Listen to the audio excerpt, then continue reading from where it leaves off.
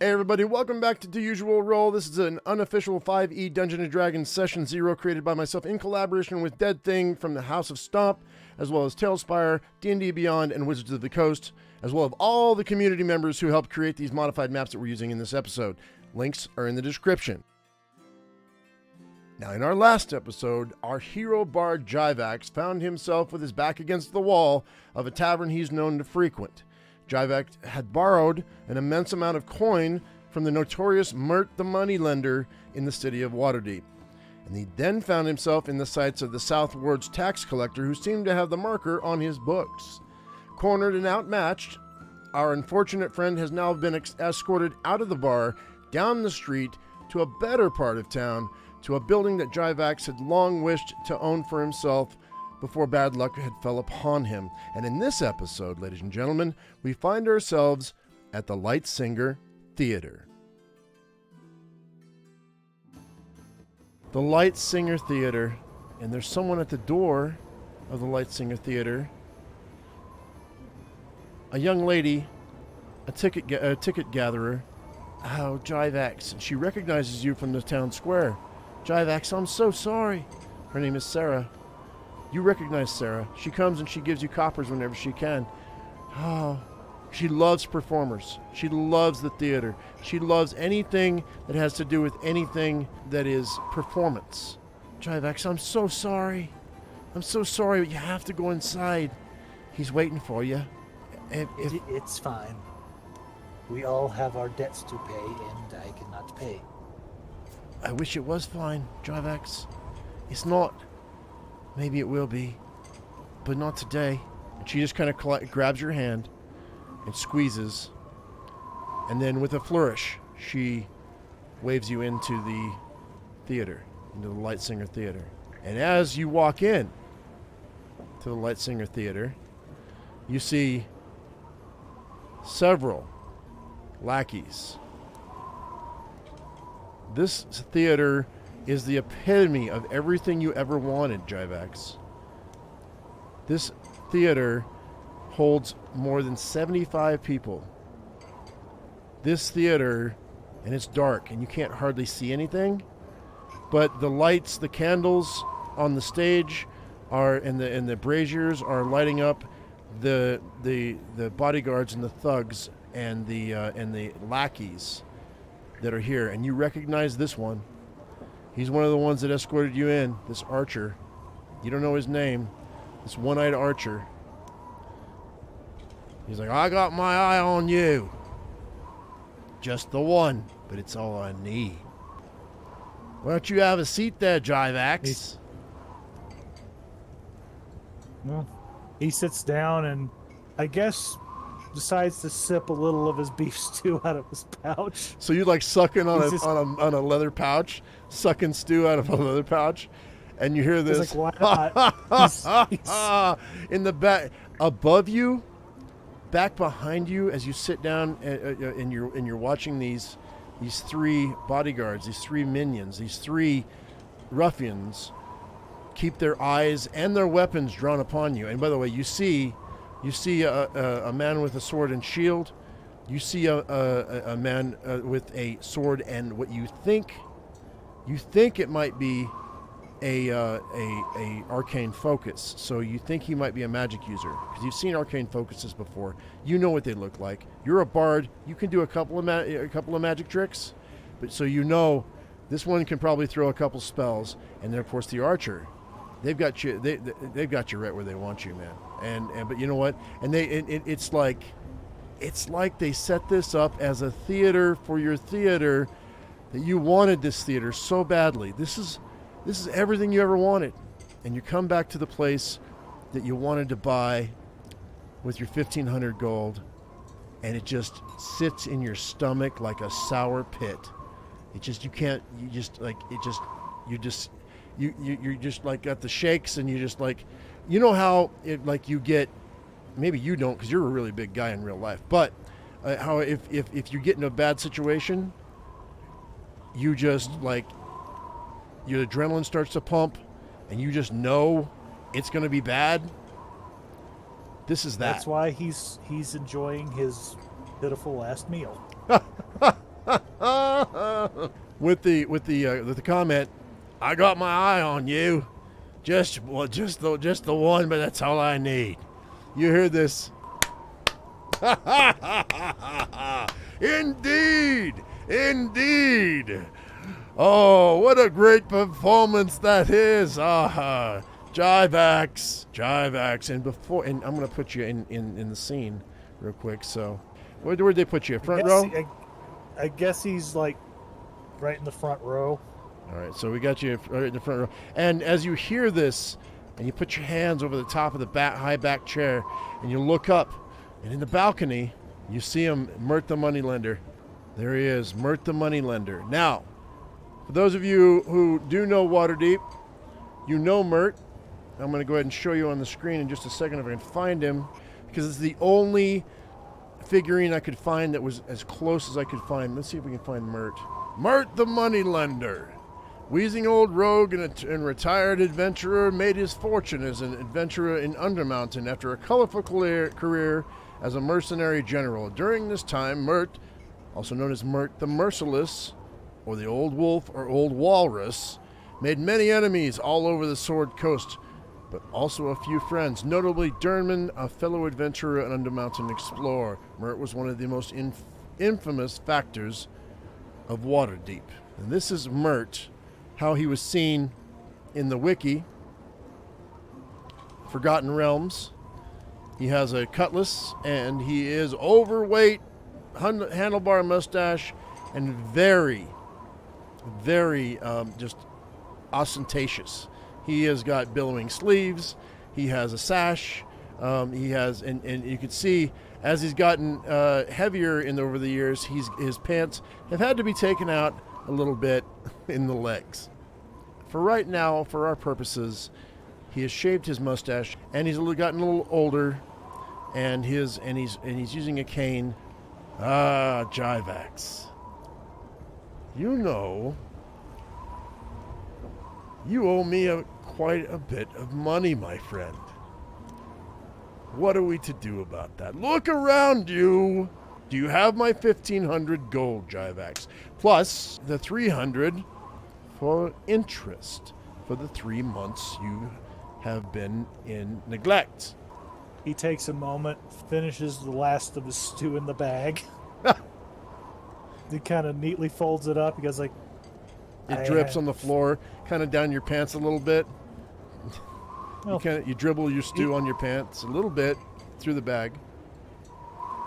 Still, it's his best attempt at looking somewhat cool, and he's like, I have 6 gold, 4 silver, 10 copper, a small Danish, a crust of bread, a bone spoon, an old pretzel, cheddar, candle, these bony marble things, mistletoe, and something I was saving for a friend, but I might be drinking it soon. Other than that, I have nothing, sir. Jivax, you know I'm not an unreasonable person, but I will not take your last gold. I will not take your last copper. I have more money than anyone should ever have. However, I am a businessman, and he kind of just brushes off an errant hair off of his glove.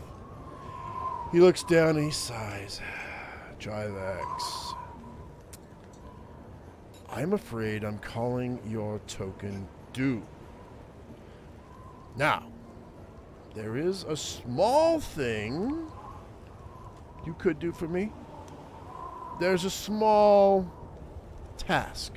An errand, really. Nothing much. A small errand that you could do. You could go and retrieve something for me, and I would say that it would balance the ledger. What do you think? Do you want to do something for me, considering all I have done for you? Look at this beautiful theater. It could have been yours. It could have been yours, and yet you squandered my money. And we sit here, it sits empty. Jivax, I don't want to see this empty. As a matter of fact, I will sweeten the pot before you even answer me. Because if you say no, well, you're dead. But, if you say yes, perhaps, not only will I balance the scales and eat the 1,800 gold you owe me, but we were thinking about renaming the theater the Golden Goblin. And I will give you a full 1-year lease to do with as you wish, should you retrieve the item of my choosing. And I have one that I want you to retrieve. Now this theater... There's no hesitation. Oh, sorry. Yeah, go ahead. Go ahead. I said, there's no hesitation. He jumps up on the back of the chair and shouts, "I'll do it! I'll do it! I'll do it!" He says. He's on top of the back of the chair, and he's like, and then I'll do MIRT, it. and MIRT is like, no, not too hasty. There are some things we need to discuss. This item is within the City of the Dead. It is in a crypt, and you will have to go and exterminate the creatures within, and you'll have to retrieve the item. You may not come back alive, Jivex. I've already sent in many other people, and he uses quotation marks when he says people. Air quotes. People. But perhaps you and my compatriot can make this happen. Because the two of you have something that the others did not. And you are not, shall we say, human, or elf, or halfling, or dwarf.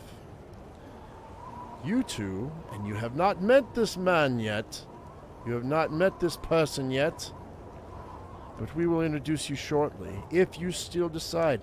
The item I require is from a Grand Magus, a great wizard, who unfortunately has passed from this world for the moment, but he is going to come back to life very shortly. Now you are to go into his inner sanctum and retrieve this item for me. What say you now, Jivax? I here, die there. Either way I die, so I might as well die having fun. Fun, he says. And you hear the on the stage, the lackeys, they start chuckling and they're just shaking their head. Yeah, fun, huh? Okay, yeah, sure, man. Yeah, you betcha. Yeah, yeah. He's just thinking about fun. Yeah, fun, he says. Yeah, okay. You go and have your fun then.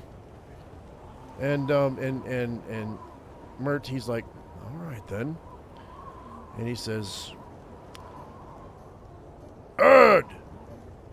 He screams it at the top of his lungs, and it reverberates throughout the theater because, acoustics. And the next, and over, you thought my it might... goblin dude's, oh, sorry. No, go I ahead. was saying, because of that, my goblin dude's cleaning out his ear real quick, like, just the right note. Sure, yeah, there's some wax under your fingernails. And so,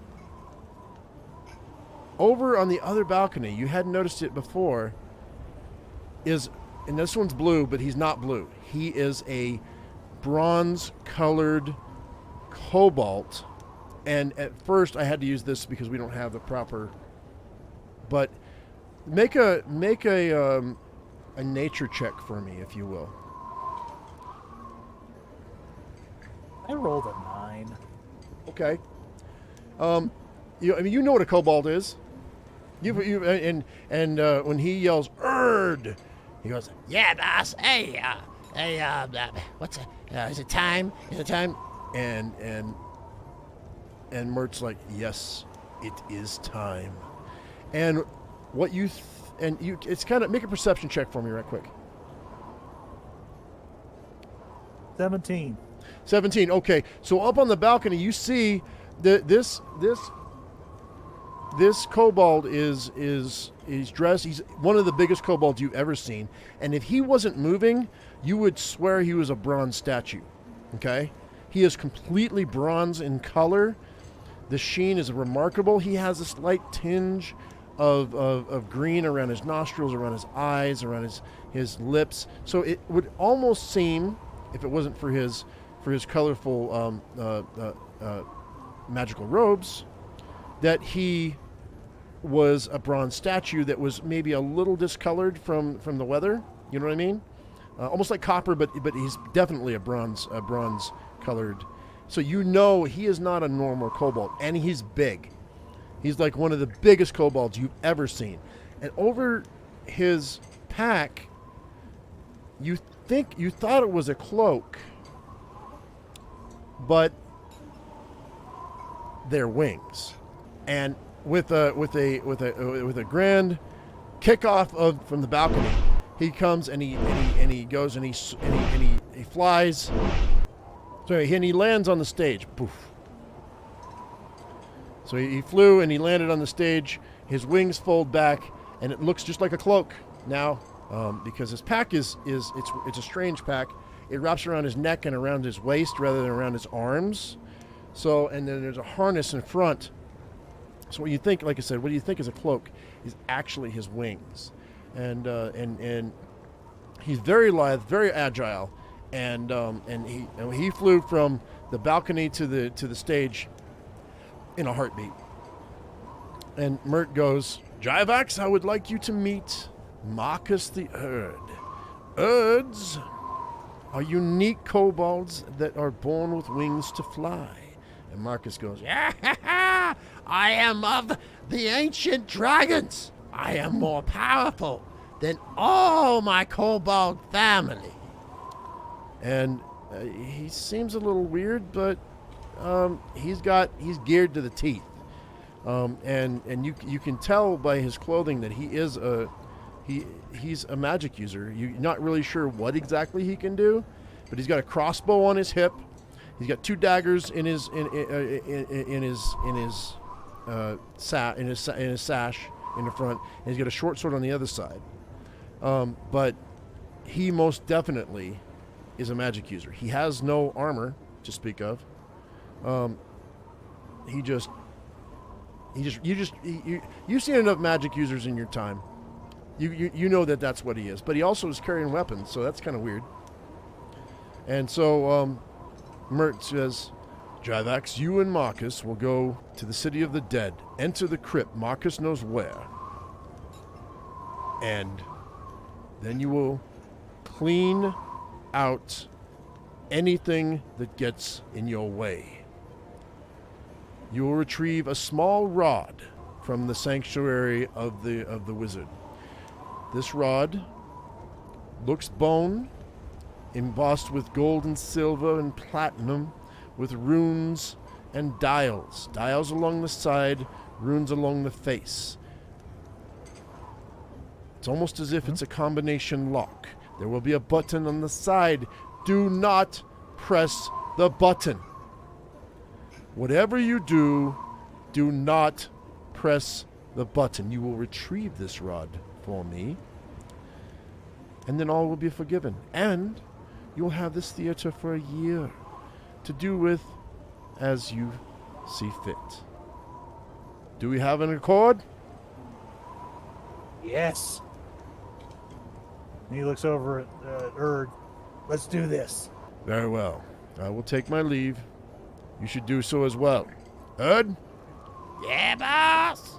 Make sure I have my prize within 2 days' time. Okay, boss, I got you, man.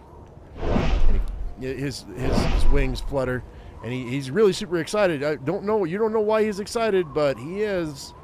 And so, with that, MIRT the Moneylender disappears into the curtains, and these three men, they walk into the back behind these curtains, and then they're gone. And that just leaves you and Marcus.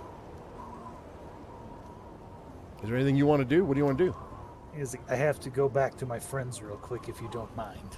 I have to drop a few things off before we go. I will follow you from the air, and I will keep an eye on you. You and I, we're linked. Until we finish, or we're dead. Either way, business is business. We must handle it. All right, And so with that, he starts walking towards the exit, and he's going to head back to the tent city. and to, Marcus follows you out of the theater, and Marcus follows you out of the theater, and as you leave, the young lady, the ticket taker, she's like, oh, "I'm so glad that you're not dead. I'll find you in the square again. I'll find you again." And she just gives you a little squeeze on your arm, and that's that. She really nothing special. She's just a really kind person that just didn't want to see you hurt. She just takes tickets, and she likes performances. She happens to like you, it seems like, and you don't really know why.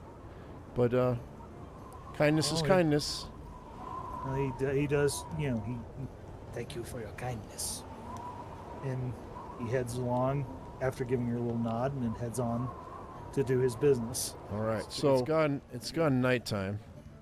I'm going to bring the lights down a little bit. He's hoping Spitz and some of them are still awake doing their thing, 'cause he knows that they all tend to, hang out and party around for a bit. Yeah. So Spitz and Finnegan, they're around. They're hanging out at the table by the fire, playing some cards. And Would they have heard about him getting accosted at the bar? no, probably not, because you were there at night, and it's just early in the morning yet, so they probably wouldn't have heard about it. They haven't left. They probably wouldn't have left until the next morning, because there's no reason for them to be out. They like to get rolled, and mugged, rolled, as anything else. So he's going to have to tell them the whole story. sure, if you want to tell them the whole story, you can. Let me find your goblin. Well, he basically recites the story, doesn't leave any details out, and while he's doing so, he's giving Spitz the Danish, the crust of bread, the pretzel, the cheddar, stuff he could use, and the water skin of ale. He just pours it. Does Spitz have a cup or a bucket empty? He's got a bucket in his hand. Yeah, he has a bucket with him almost all the time, and he's like, "Oh my goodness, I can't believe you have all this. This is make a excellent beer cheese soup. I cannot believe you got all these things. Thank you, Drivax. I'm sorry about your problems, but hopefully it'll all work out in the end. If we don't hear from you soon, can I have your tent?" He just kind of chuckles and goes like, if I turn up dead, you can have my tent. Yeah, I have a tent. I might have a tent, maybe. He's Someday. just like, ye of little faith. Well, you are going into the crypt of a wizard. That could get really weird. It's a wizard. He's like, as long as he stays dead, it shouldn't get too weird. Okay, Yeah, that's so big he F. takes all that's a big- these items, and he just starts putting them into the pot. He takes the ale, and he takes the cheese, and he adds some water, and he adds those crusts of bread, and he starts whisking it really, really hard until he makes it really, really like in this just amalgamous mess. But because you've had his beer cheese soup before, that as soon as he puts it on the fire and gives it about 30 minutes, all And that it'll stuff's have going to some melt Crispies in it with the really pretzels. nice. Huh? And it has some crispy in it with the pretzels. Right, Or and pretzel. I mean, you had the seasoning, you got the bread, you had the beer, you had the cheese, you had everything you needed to make beer cheese soup. And before long, he has this nice big pot of beer cheese soup, and he just starts ladling it out in bowls and starts putting it on the table. And you hear this up in the rafter, up above the ruins, and you see Marcus, and he's just standing there, and he's just sniffing at the air.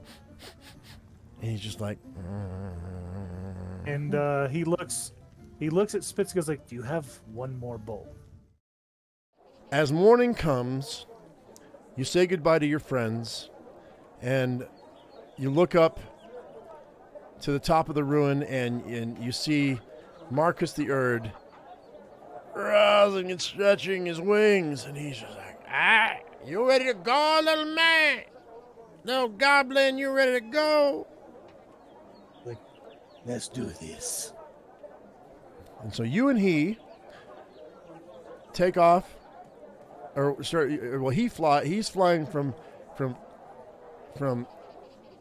housetop to housetop, as you exit your geese guarded front,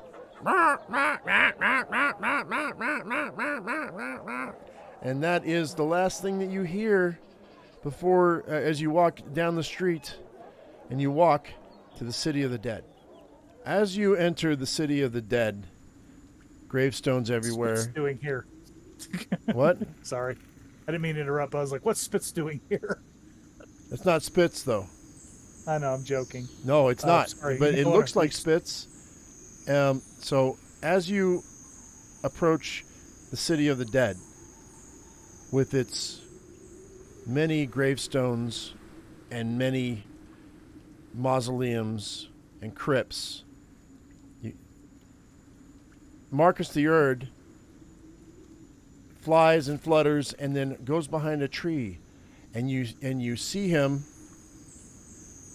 You see him wave his hand, and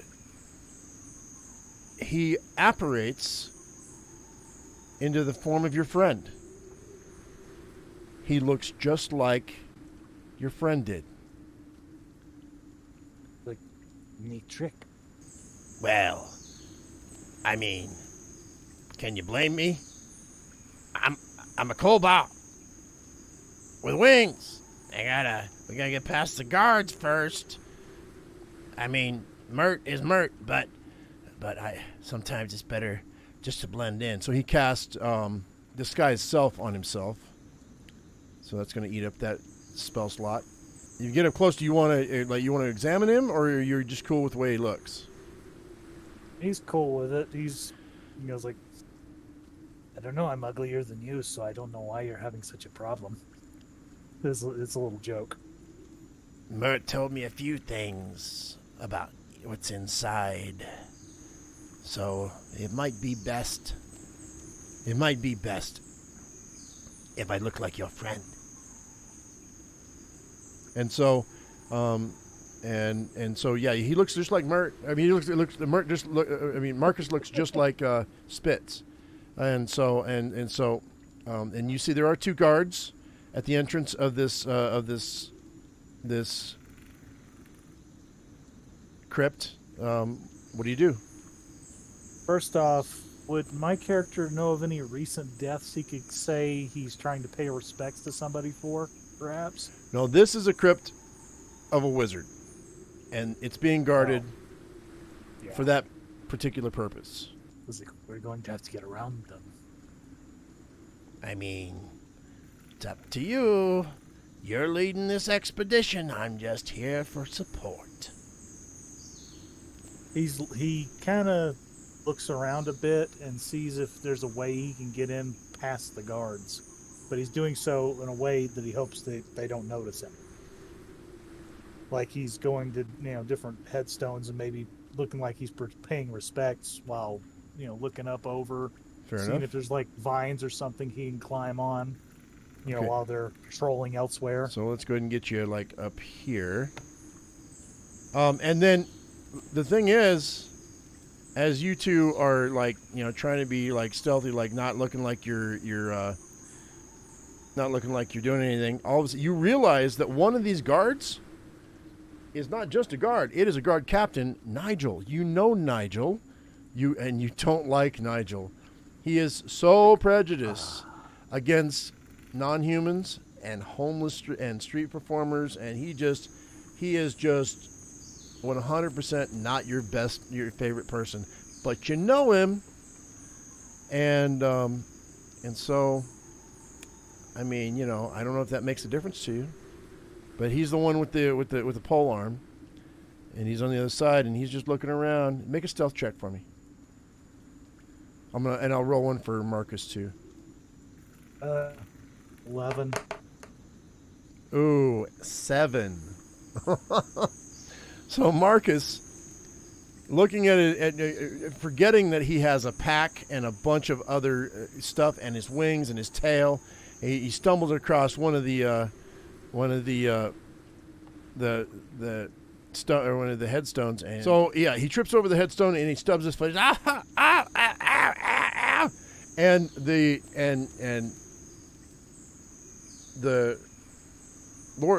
guard captain Nigel, he's like, "Oi, you! Get your butt over here!" Would you roll for a stealth? Yeah, I rolled 11. You rolled an 11. So yeah, he sees Marcus right away. What do you do? I was like, I am paying my respects to the deceased. And Marcus is like, We have been sent by MIRT, the Moneylender, to exterminate the vermin within the crypt. Jivex just leans in real quick. I was like, I know you just explained that to him, but he will not listen to you. He hates our kind. make a persuasion check.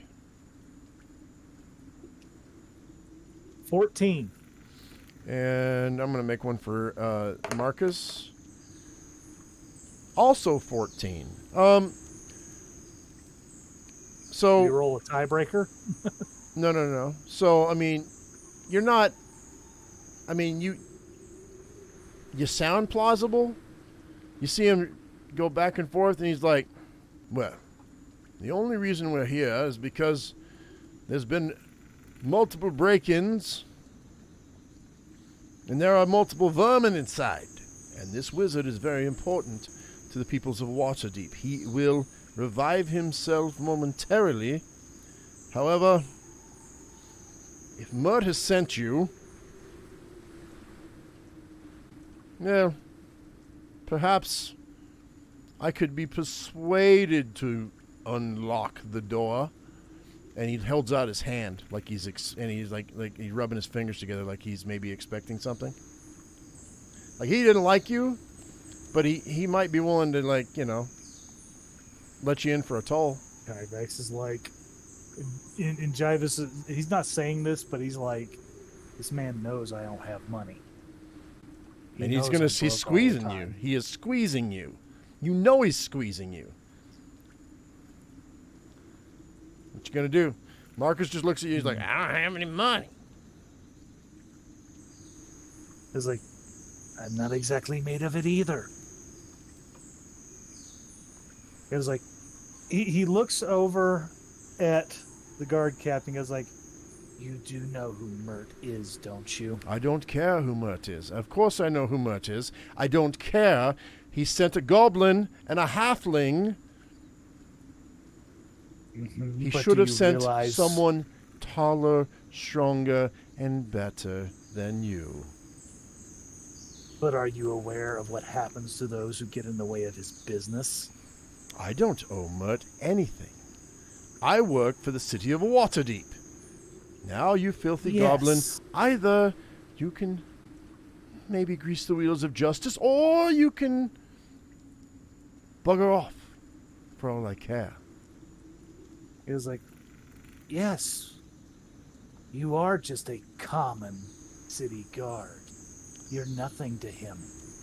He would sweep you aside like breadcrumbs on his plate. And if you were to go and get him and bring him back here, then he and I could have a conversation. But at the moment, you and I are having the conversation that is getting you absolutely nowhere.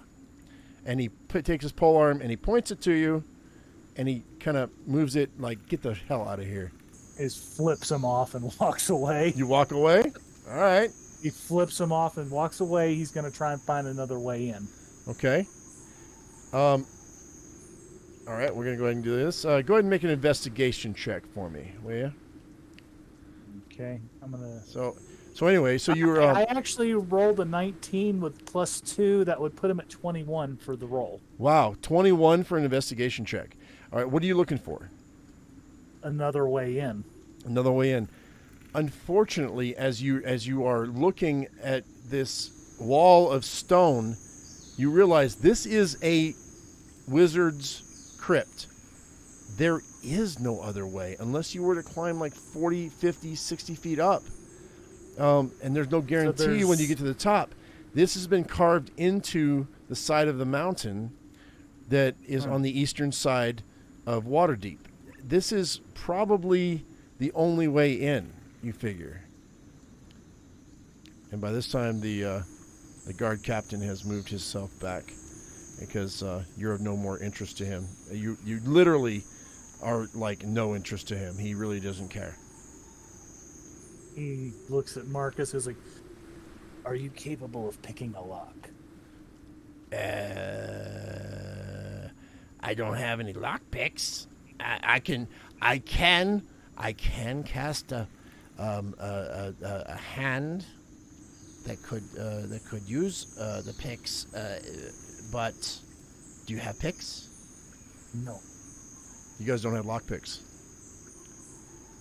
Yeah, because he's a bard, not a thief. Mm-hmm.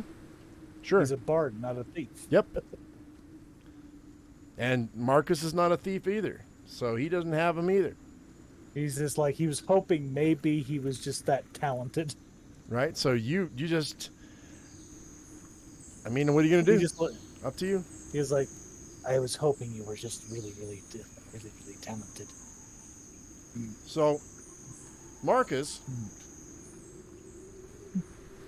I mean, do you have any other ideas on what you might like to do?